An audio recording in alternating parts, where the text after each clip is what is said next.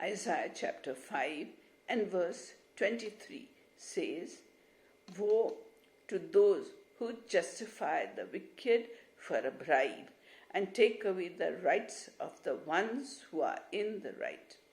So people with a lot of money, they come to take away the rights of the poor.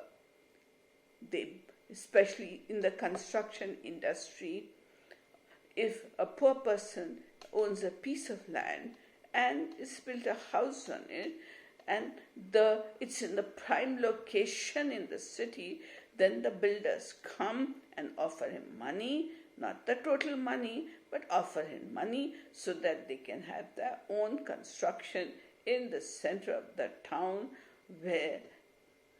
which is very prime property.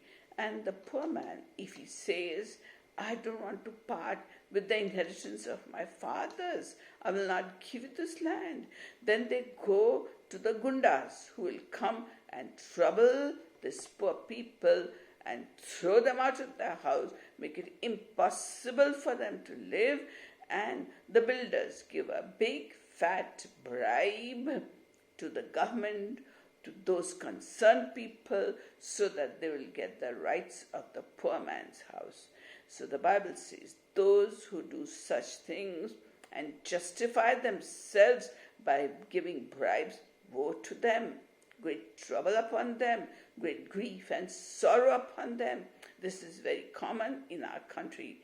When you want a job, you go and you bribe the person concerned so that the legitimate, qualified people don't get that job, but the person who gives a bribe gets the job, and the people admire him and say, "Oh, what a wonderful fellow, he got selected for this job." Yes, you can bribe and buy your way in every country of the world, but I know only about India. So the Bible says, "Woe who justify the wicked," who say those who have got good jobs by giving bribes, they are very good. At least their lives will be filled with plenty and they'll have a good life. So it's very common to give bribes, especially while buying a property. Some people say, "Give the money in cash, so many lakhs in cash, and then we will sell you." So that is like giving a bribe and doing a wrong thing for which we are answerable to God. So I'm so proud to say that my church, the NLAG church, bought 12 crores or more of land without a single bribe, without giving any black money. Every payment was done in check.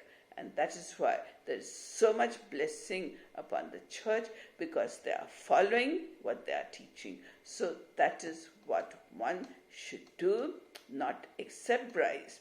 Many women, they trouble their husbands for more jewelry and more saris and more wealth and more gadgets and a better house. So the poor man, he has to satisfy his wife, and his voice of conscience doesn't lead him. So he takes bribes, lots of bribes, so that they become rich and that he can satisfy his wife and live in a palatial house. So many leaders, political leaders, have crores of money and gold hidden in their house. So all these are temporary pleasures of sin which will lead us into eternal destruction. So woe to them. That is what Isaiah is saying.